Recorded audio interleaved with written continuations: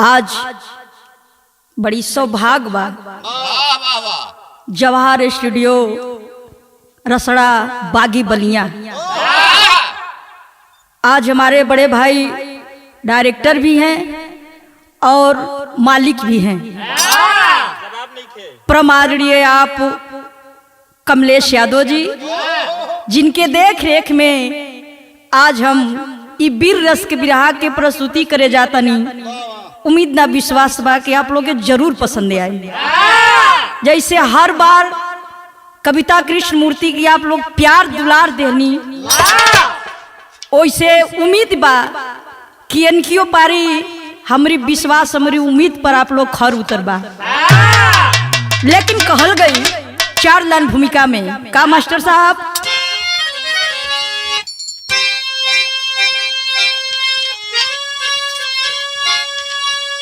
तो समर में कमर कसे के सेरे दिलावर, तो समर में कमर कसे के सेरे दिलावर, जानकी अपनी बाजी लगा कर रहेंगे, बाज बनकर बगावत करो हिंद में, तो मुल्क से तेरी हस्ती मिटा कर रहेंगे,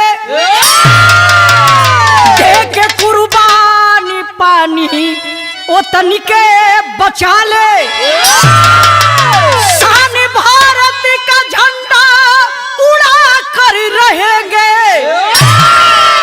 तेरी औकात का था लग जाएगा, हस्ती ठाकुरी कभी को दिखा कर रहेंगे।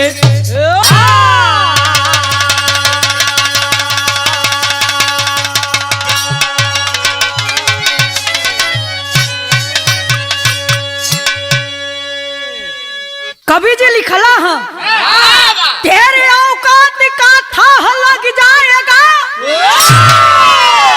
हस्ती ठाकुर कवि को दिखा कर रहेंगे। लेकिन कैसे यहाँ एक लाइन कवाली लगिल मास्टर,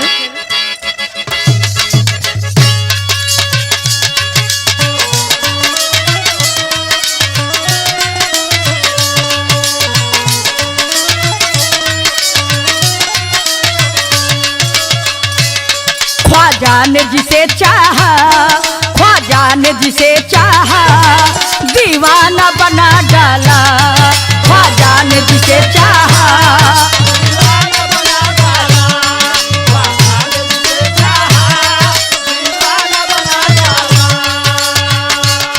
ख्वाजा ने जिसे चाहा दीवाना बना डाला,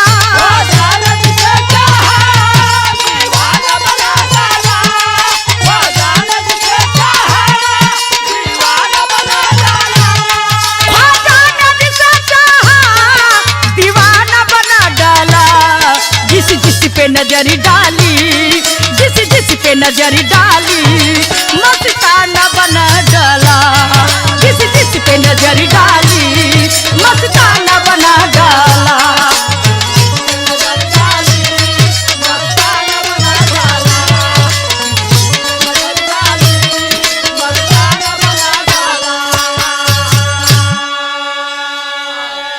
हमारा कवि जी वीर रस का भाव लिखल, का लिखला मास्टर, भारत की शान झंडा, भारत की शान झंडा कभी झुकने नहीं देंगे, भारत की शान झंडा,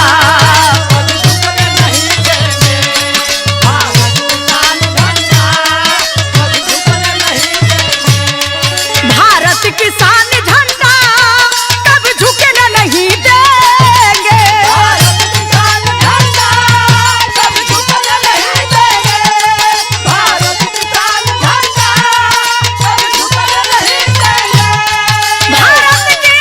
झंडा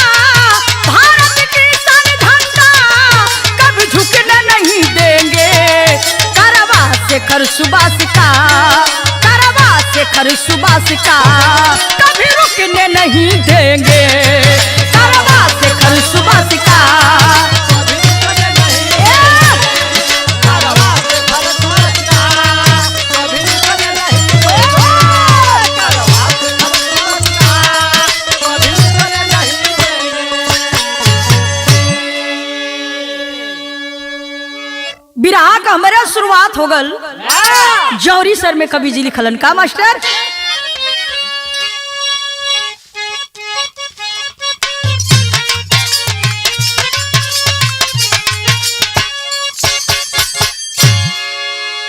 भारत भूमि है पावनी जहाँ सीता सती अनसुईया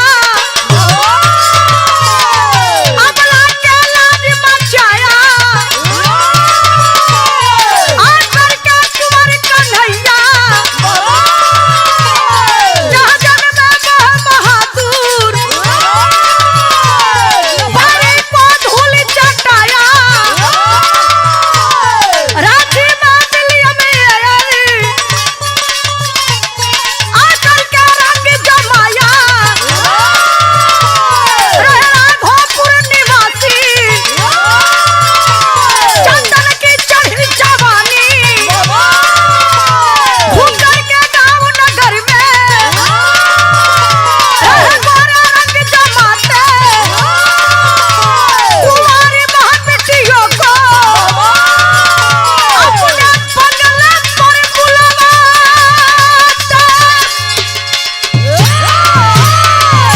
अरे जियो बहादुर शेर हुआ।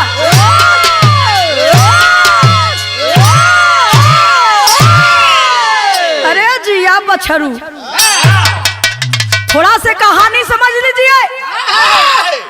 कहानी झारखंड में रांची, रांची के बगल में एक गांव बलिरामपुर, बलिरामपुर के रहे वाला जेकर नाम बतावल गई चंदन।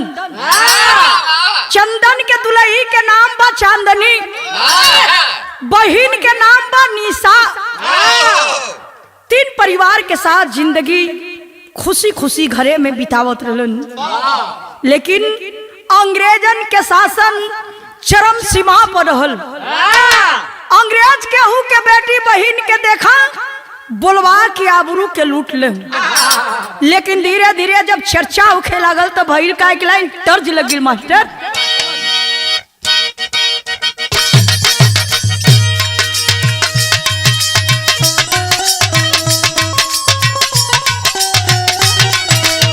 ये गीत के लाइन बा,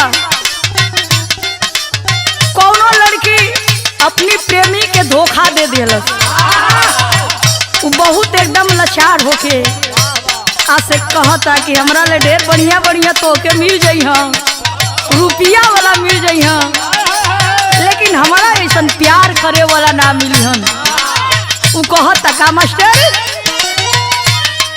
अरे लाखों है दीवाने तेरे, लाखों है दीवाने, लाखों है दीवाने तेरे, तैयारी में लाखों है दीवाने तेरे, लाखों है दीवाने।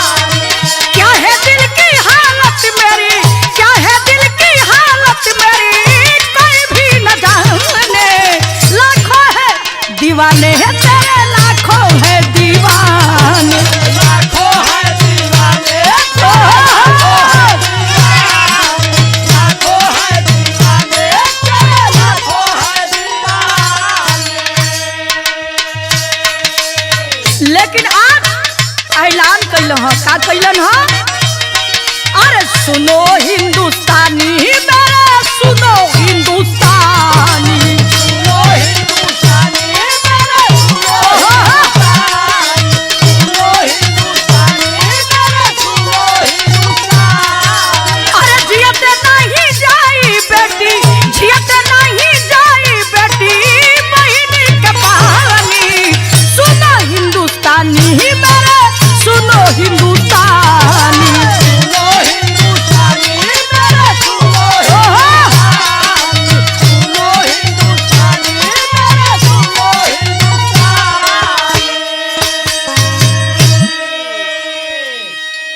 भैया चंदन ऐलान करे लगलन, अंग्रेजन के बहिन बिटियन के इज्जत इज्जत हो, हमहन के बहिन बिटियन के इज्जत माटी हो, बर्दाश्त न होई। एकरा खातिर भले मरे के पड़ी, गोली खाए के पड़ी, लेकिन आवाज उठावे के पड़ी। लगलन चारी ओर घूम घूम के भाई सबके जगावे लगलन। आज जब जगावे लगलन भैया चंदन एक बात कहलन है। का कहलन? या तर्ज बदल गई मास्टर।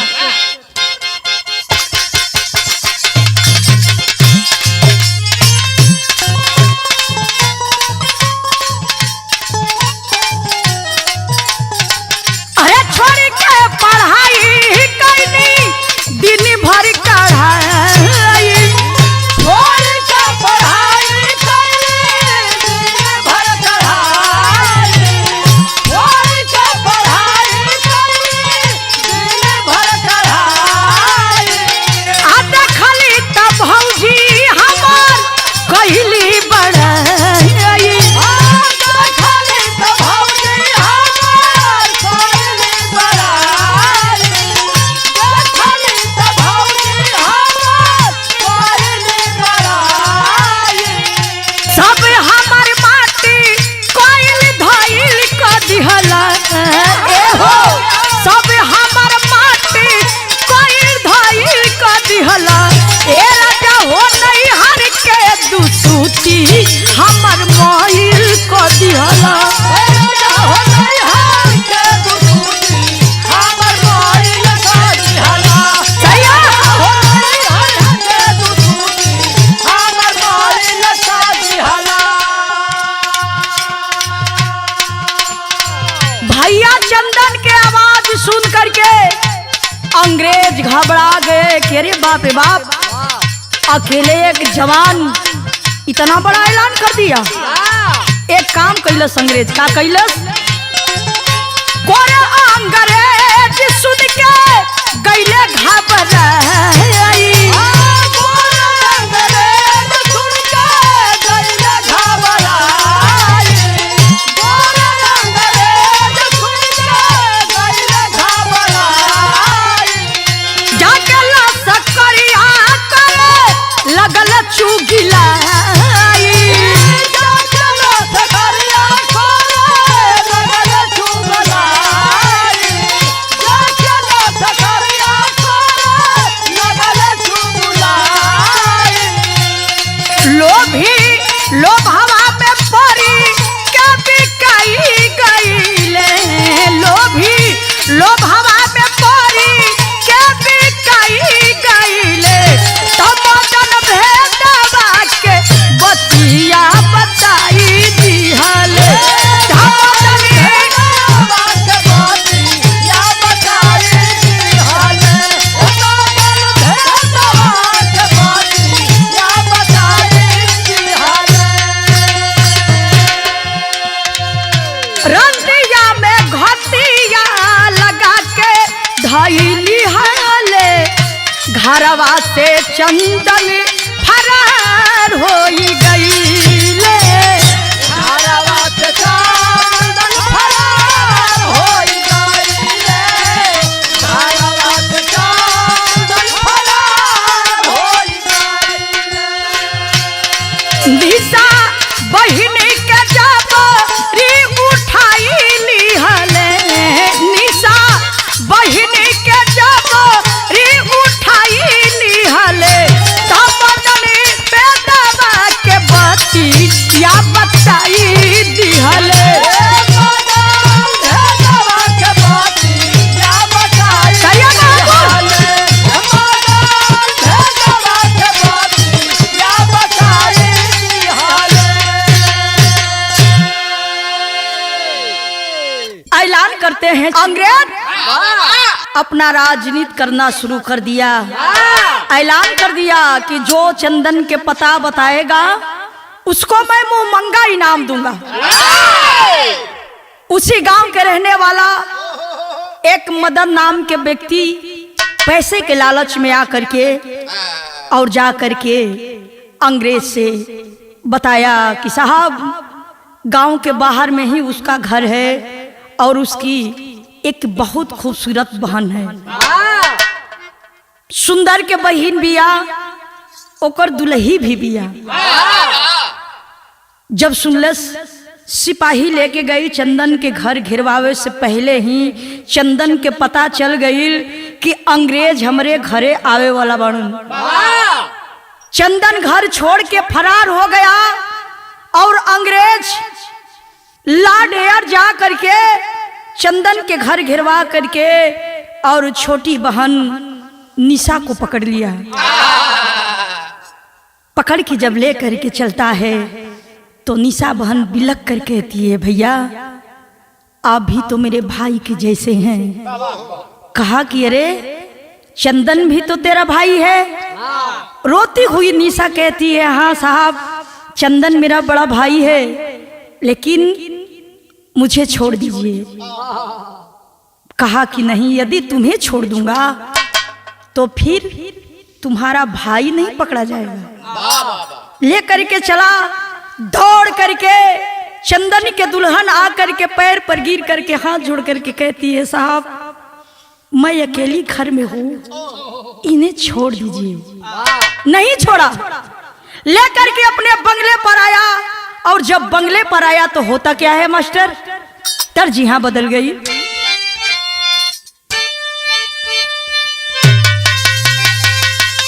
अरे बाहरलाल ई तर्ज बहुत पुरान बा। जौनी तर्ज के हमरे स्वर्गीय रामदेव गुरुजी अपनी जवानी में गावे कमलेश भैया। हलाउ से मन देखले त ना रली। हमन का गुरुजी काशी गुरु जिंदा रहलन, उहे बतावा। ई गीत बहुत पुरान बा, जैसे आजकल बहुत नया नया गीत आ गल। एगो अभी अभी फिलहाल में गीत आइल बा, लइका तोहरे के पापा कहता। अब बतावा, अपना बाबू के बबुए ने के कह, दूसरे के बाबू कहत। वैसे उ जब बनवई आ गई बा, सही कहा था।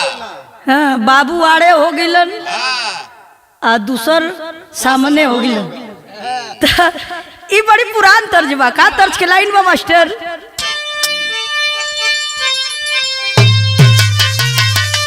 झूलनिया के गुजावा, अरे झूलनिया के गुजावा टूटली हो राजा, जवनिया में गड़िया छूटल हो राजा, जवनिया में गड़िया छूटल हो राजा, जवनिया में गड़िया छूटल हो राजा।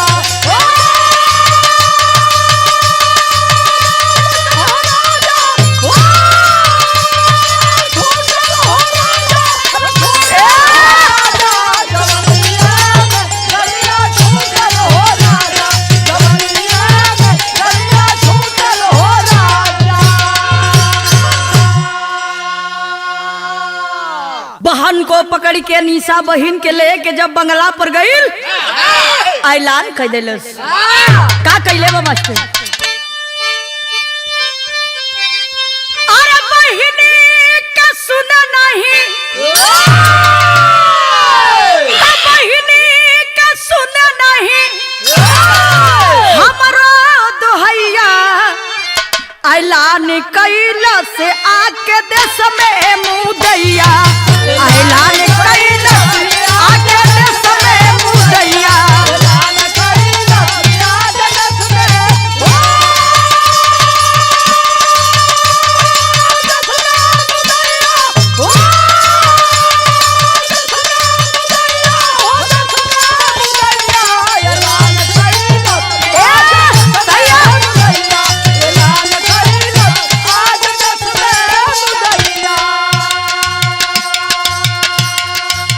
लादा ठेक्चर बाटे हमारो पहलवानमा, लादा ठेक्चर बाटे हमारो पहलवानमा, लादा ठेक्चर बाटे हमारो पहलवानमा, अरे हाथ मिला लया के राची धर्म नमा, हाथ मिला लया के राची धर्म नमा, हाथ मिला लया के राची धर्म नमा।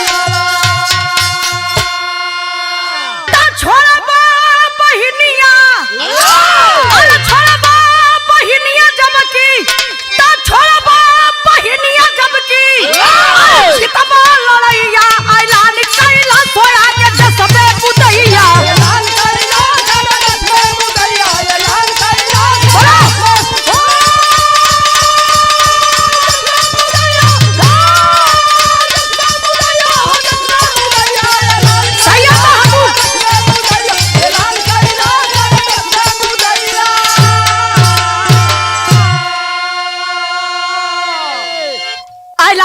भैया, मेरे पास एक पहलवान है,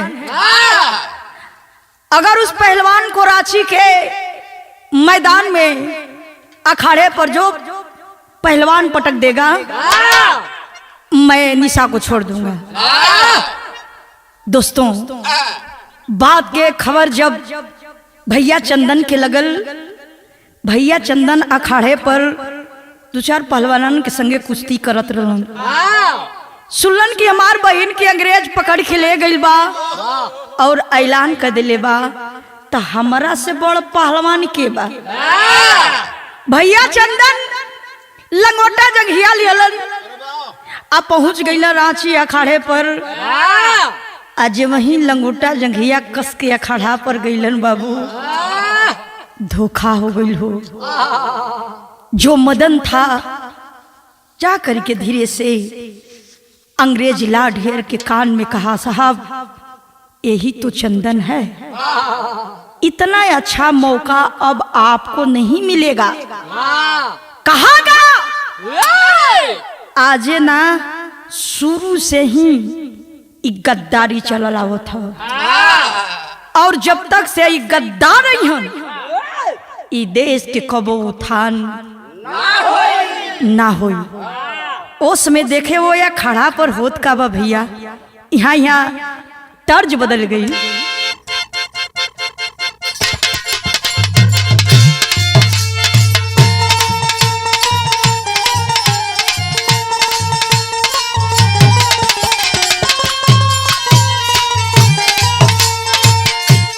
ये तर्ज के लाइन बा, अच्छा सिला दिया तूने मेरे प्यार का, अच्छा सिला दिया तूने मेरे प्यार का, यार नहीं लूट लिया घर यार का। अच्छा सिला दिया तूने मेरे प्यार का, यार नहीं लूट लिया घर यार का। अच्छा सिला दिया तूने मेरे प्यार का, यार नहीं लूट लिया घर यार का। चंदन चला है जोश जान भर के, चंदन चला है जोश जान भर के, चला है अखाड़े बीच सीना तान के। चंदन चला है जान भर के, चला है अखाड़े बीच सीना तान के। चंदन चला है जोश जान भर के, चला है अखाड़े बीच सीना तान के। अरे दाबुला तानी काला जंग तबला गया है,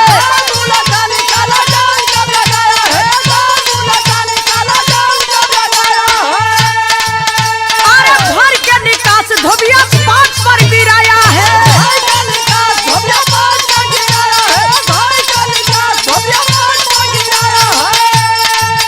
अरे झुका नहीं झंडा कबो आन शान के, झुका नहीं झंडा कबो आन शान के, चला है अखाड़े बीच सीना तान के। झुका नहीं झंडा कबो आन शान के, चला है अखाड़े बीच सीना तान के। झुका नहीं झंडा कबो आन शान के, चला है अखाड़े बीच सीना तान के। भैया चंदन अखाड़ा पर गइलन है, अंग्रेज के पहलवान लॉर्ड थेचर अखाड़ा पर खड़ा है। जाके भैया चंदन हाथ मिलवल है, कुश्ती होखे लगल।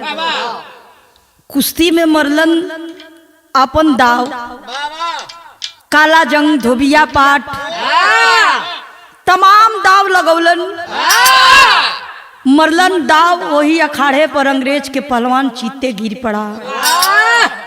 अंग्रेज देखा, अरे साला ये तो देखने में ऐसा है, सिपाही से इशारा करता है पकड़ लो, भागने न पाए। जाकर के दोनों तरफ से दोनों बाह सिपाही पकड़ लिए। भैया कहतवन कि अरे भाई हम तो शर्त के अनुसार हम तो इसे पटक दिए, तो मेरे बहन को छोड़ दिया जाए। कहा कि नहीं चंदन, यही तो मेरा राजनीति है, इसी राजनीति से तो मैं हिंदुस्तान में आया, नहीं तो मेरा कहाँ हिम्मत था कि मैं हिंदुस्तान में आता और हिंदुस्तान हमारा गुलाम हो जाता है। तेरे हिंदुस्तान के ही रहने वाले बड़े बड़े राजा महाराजा राजनीति किए और मेरे चंगुल में फंसते गए फंसते गए फंसते गए और इतना फंस गए कि आज मैं तेरे हिंदुस्तान में राज करता हूं और जो चाहता हूं वो करता हूं। चंदन अब तू कहां जाएगा? पकड़ के भैया चंदन के लेके आ जेल के अंदर बंद कर दिलन। आ जब बंद कर दिलन तो उसमें लिखे के पड़ल का मास्टर साहब यहाँ तर्ज बदल गई।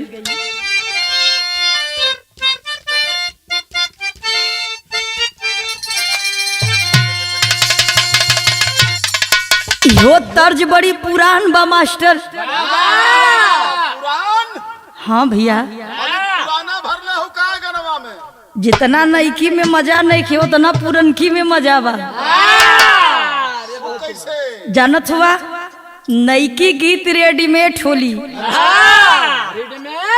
आप पुरनकी गीत थान वाली होली। मतलब जैसे रेडीमेड के कपड़ा लेबो उ साला 4 दिन में ओकर सियानी छोड़ दे, आ थान के कपड़ा लेबो ओके सिवा लेबा एकदम तेरही तक चपले जाई सर। तेरही तक तो वही तरह कुल नईकी गीत रेडीमेड है, आवेली 10 दिन के बाद फिर खत्म हो जाएगी। लेकिन ई कुल गीत माटी का गीत है राजा। का गीत के लाइन बा मास्टर साहब? तारे नरिया रवा के बारी, अरे तारे नरिया रवा के बारी ऊपरी साम गेंदा लगादा।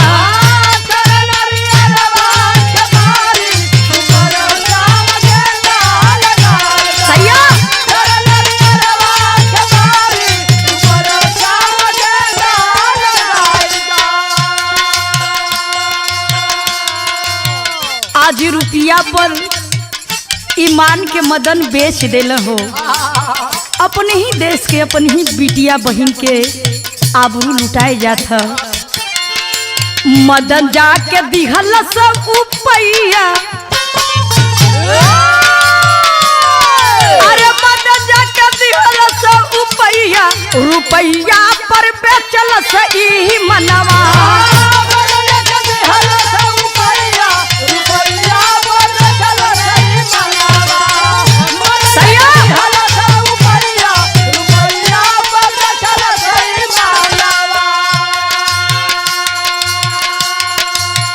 चंदन के कैद कैलस करे दुश्मनवा, चंदन के कैद कैलस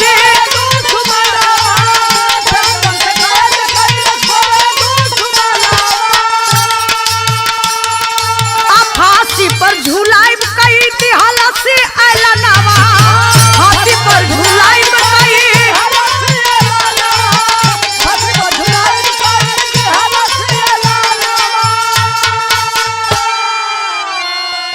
आखिरी इच्छा पूछले कसैया, अरे आखिरी इच्छा पूछले कसैया रुपैया पर बेचले मनवा। आखिर मदन जा करके तो भेद बता ही दिया, चंदन तो पकड़ा ही गया। लेकिन अंग्रेज बहुत बड़ा साजिश रच दिया। चंदन को हम छोड़ेंगे नहीं। जा करके जेल के अंदर चंदन से पूछा, चंदन मैं तुझे फांसी पर झुलाऊंगा। चंदन ने सवाल किया, क्यों? मेरा गलती क्या है? मेरा कसूर क्या है जो मुझे फांसी पर झुलाओगे? कहा कि सबसे पहले तुम ही तो आवाज उठाया। कहा कि साहब तो इसमें मेरा गलती क्या है?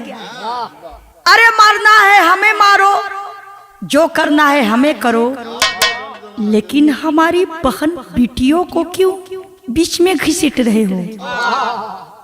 कहा कि वही तो मेरा मेन मकसद है। मैं ज्यादा तुझसे बात नहीं करना चाहता हूँ। और सुन, मैं तुम्हें फांसी पर झुलाऊंगा। और बता तेरा आखिरी इच्छा क्या है। ते भाई केहू के फांसी पर झुलावे से पहले होकर आखिरी इच्छा पूछल जाला। चंदन हंस करके कहा, साले एक चंदन फांसी पर झूल जाएगा तो हजारों चंदन इस धरती पर पैदा हो जाएगा। ठीक है, मेरा भी एक बात सुन ले।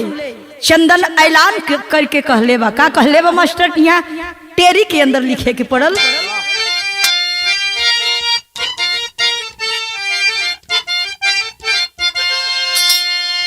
अरे आजाद होई एक दिन देशवा, अरे आजाद होई एक दिन देशवा, तो शेर के धमकी देता गीदड़ के औलाद।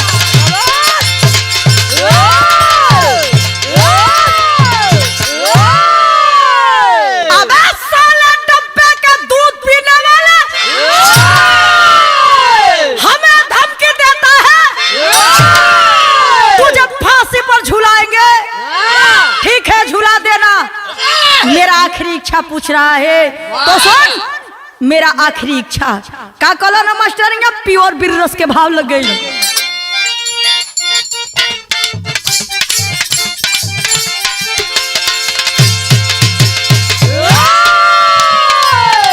इहो तर्ज बा।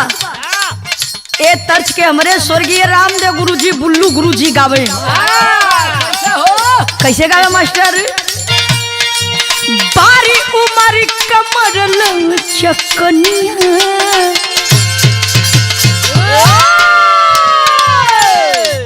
बारी उमर कमर लचकनिया, गोरिया खींचे निहुर के पनिया, गोरी के झूले झूलनिया ना।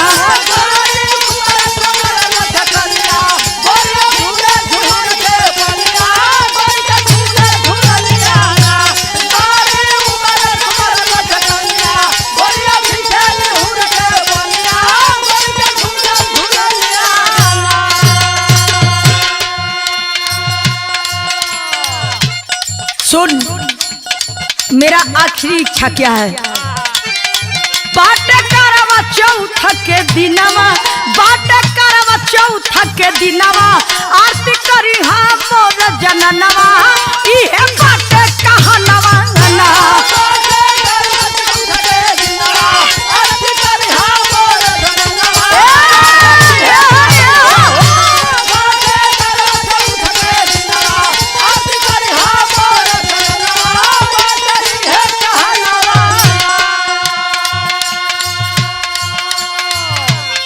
लेके पूजा कइली समहनवा, लेके पूजा कइली समहनवा, घेरले बंगले के बाजी जवानवा, घेरले बंगले के बाजी जवानवा, घेरले बंगले के बाजी जवानवा, पीछल देके कइली ऐलनवा, मरी हेलो सकरिया न के जनवा, इहे बात कहनवा ना।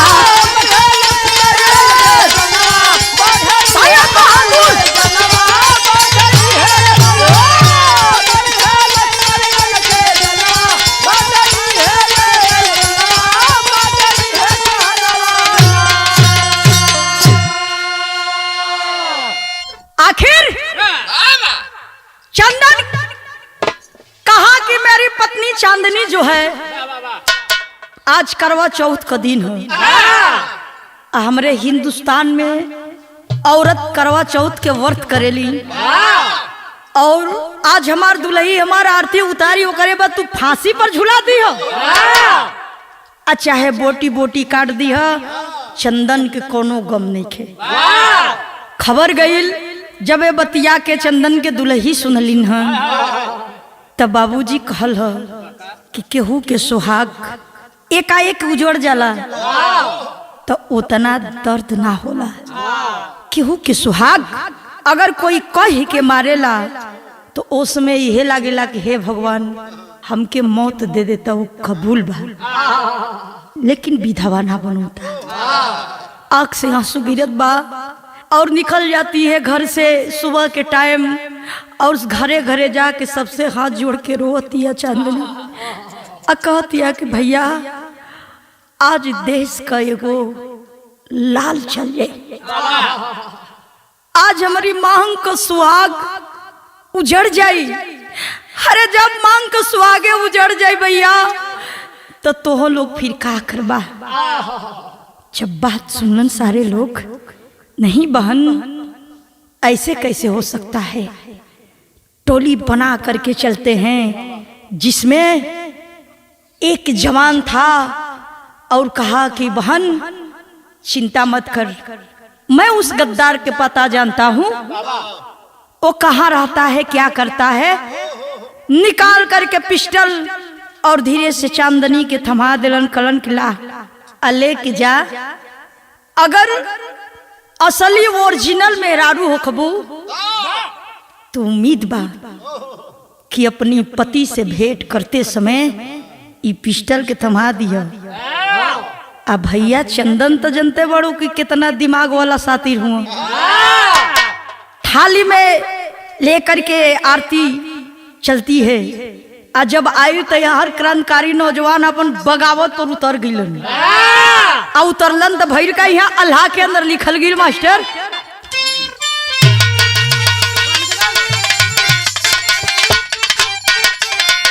अरे मारे दल के निशानी जहानावा से बढ़ के देशवा के खातिर वीर होले कुर्बान।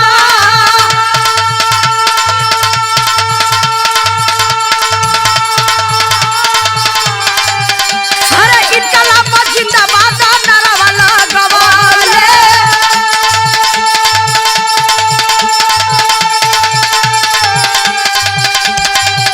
अरे पिस्टल उठा के मारे लगले जावा।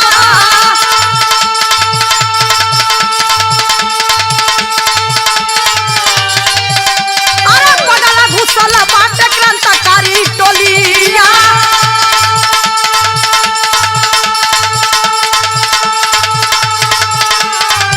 अरे लाड है जाके छिपल बाटे हो दादा।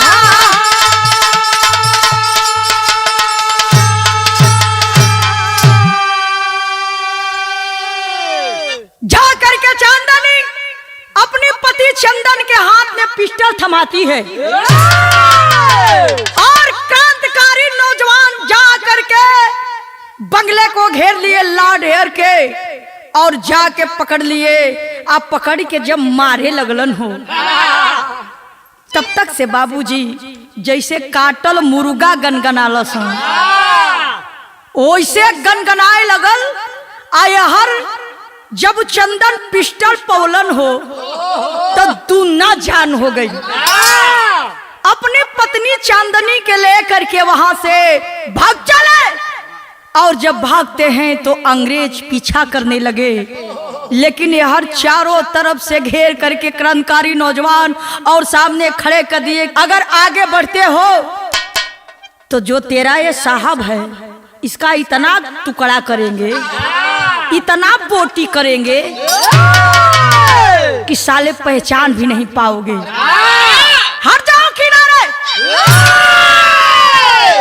चांदनी और चंदन दोनों लोग वहां से भागते हैं और जब भागते हैं तो बाबूजी लाड हेयर के पकड़ के कहां लगिलन?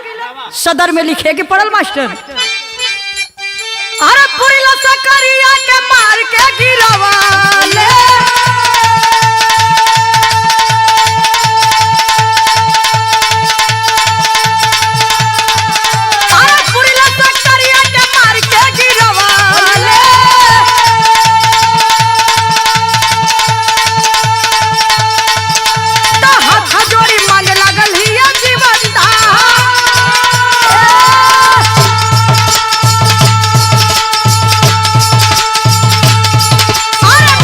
बता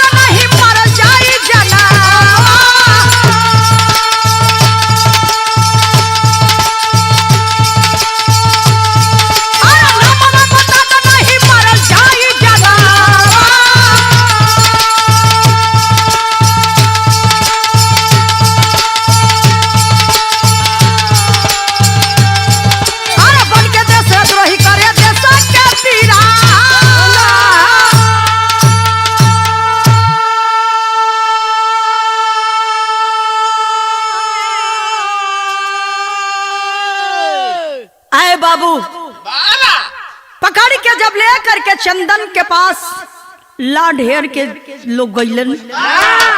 चंदन मुस्कुराते हुए कहा, साहब हमें इतना बता दीजिए कौन ऐसा गद्दार है जो आपसे मेरे बारे में बताया। अगर बता दोगे तो ठीक है, और नहीं बताते हो तो जान लो कि क्या होगा। देखो 5 गो समाज में तो केहू शेर बनेला, अकेले अगर कोई शेर बन के दिखा दे राजकुमार, ओके मर जानल जाला। अच्छा मान लेनी हम अपने का 5 गो हमार समाज लोग बा, हम खूब टाइट भी रहा गाले, आ कोई कह दे कि अकेले कविता तनी एगो धुन गा दो तो गावे आई भैया। उसी तरह लाड यार कांपे लागल, कलश की तुम्हारे गांव तुम्हारे घर के रहने वाला जिसका नाम है मदन, मैंने उसे पैसे की लालच दिया और जा करके हमें बता दिया, और कुश्ती का भी आयोजन वही करवाया। चंदन सुनी तो अबे करी, ऐसे कि ओकर बहिन धराइल बिया। चंदन कहा कि साहब मेरे बहन को बुलवाओ। आवाज दिया इसके बहन को लाया जाए।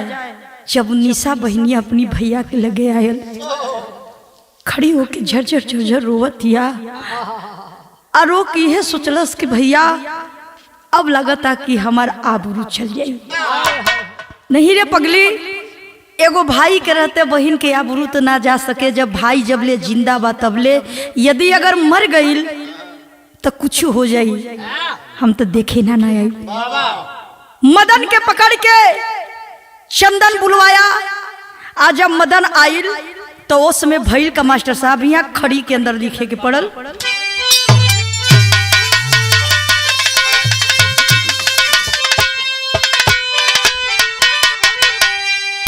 चमचा चुगुलन से देसवा।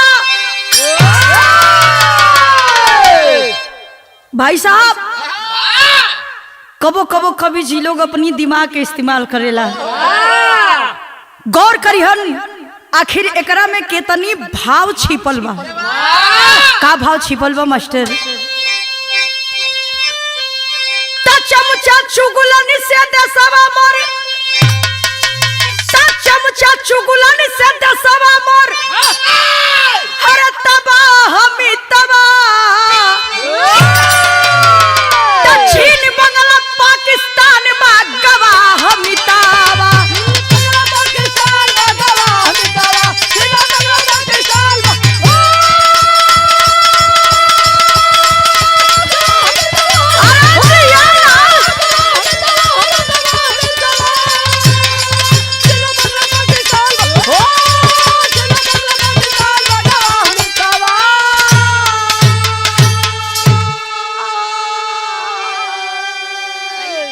आखिर मदन के पकड़ के लियावल गई, और जब लियावल गई तो मदन के साथ है भैल का मास्टर साहब।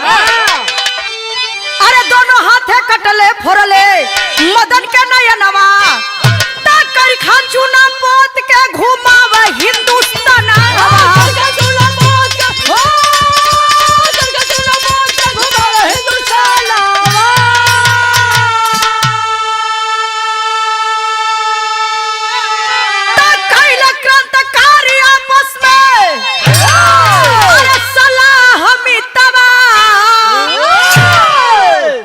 मदन के पकड़ के लिए और दोनों आंख के फोड़ दिलन, हाथ काट दिलन, मुहे में करीखा चूना पुतवा के पूरा गांव शहर घुमावल गईलन। आज के बाद जो ऐसा गद्दारी करेगा मेरे क्षेत्र में, मेरे एरिया में, उसका यही दशा होगा। ऐ बाबूजी आजो गद्दारन के कमी नहीं खे। घर घर मारा की। कुछ दिन पहले हमारे देश के जवानों को चीन वालों ने 20 जवानों के मार दिए। कोई ऐसा दिन नहीं है जो हमारे हिंदुस्तान के जवान शहीद ना हो। लेकिन कैसे? जब तक से हम न चाहब, रमेश भैया, जब तक से तू ना चाहब, जब ले हम ना चाहब, तब ले केहू के माई के लाल नहीं कि कोई कोई के घर में जबरी घुस जाई। घर फूटेला तब्बे गंवार लूटेला। कोई तो ऐसा है जो हमारे हिंदुस्तान में आकर के हमारे हिंदुस्तान को खोखला कर रहा है। और हम आप यही सोच रहे हैं कि हमार भाई फौजी बन जाओ, हमार बेटा फौजी बन जाओ। लेकिन जानते हैं, कुछ लोग कहते हैं कि अरे गरीबा वालों अपनी बेटे को फौजी में क्यों भेजते हैं, क्योंकि वो शहीद हो जाएंगे तो 2-4-10 लाख रुपया मिल जाएगी तो हमारी जिंदगी बढ़िया से बीत जाएगी। ऐसे आज चुगलवन के इतिहास बा, चीन, पाकिस्तान, बांग्लादेश, ये सारे गद्दार गद्दारी करते हैं और गद्दारी के चलते ही हिंदुस्तान में घुसपैठिया आते हैं और अपना काम करते हैं और फिर वापस चले जाते हैं। यही से कहल गई, का कहल गई मास्टर साहब? सारा धौला कटले अंग रेजा के बिरनवा, अरे चौक चौराहे टंगले लिखी के बयाना।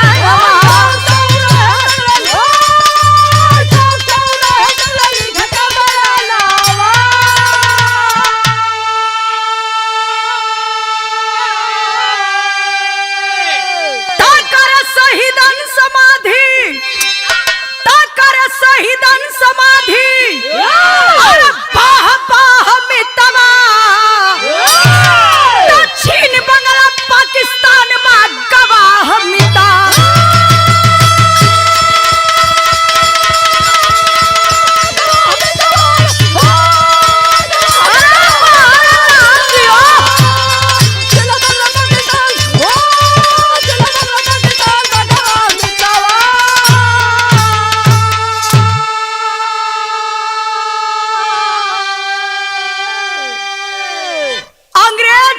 लाड हेयर के पकड़ के बोटी बोटी काट के कहीं ओकर मुड़ी टंगा गई, कहीं हाथ टंगा गई, कहीं गोड़ टंगा गई, आ लिख के टंगा गई कि साले अंग्रेज हिंदुस्तान छोड़ो और ना तुम लोगों को भी यही दशा किया जाएगा। तय भैया, यही से हम कहिला कि देश आजाद तो हो गई, लेकिन हमनी के पूर्ण रूपी से जौन आजादी मिले की चाहिए आज तक हमनी के आजादी ना मिलल। आ उम्मीद भी अब मत रखिए लोगन के अब आजादियों मिले वाला बा। खुदा कोरोना का सुई लगा लगा मुआ देला सन। ऐसे कहल गई आखिरी लाइन में, का मास्टर? पत्तू 6 बर सुखनंदन के गूंज उठे ललकार, स्वर्ग में काशी बुलू सब कर कैले जय जयकार। अरे आजाद होई एक दिन देशवा, कविता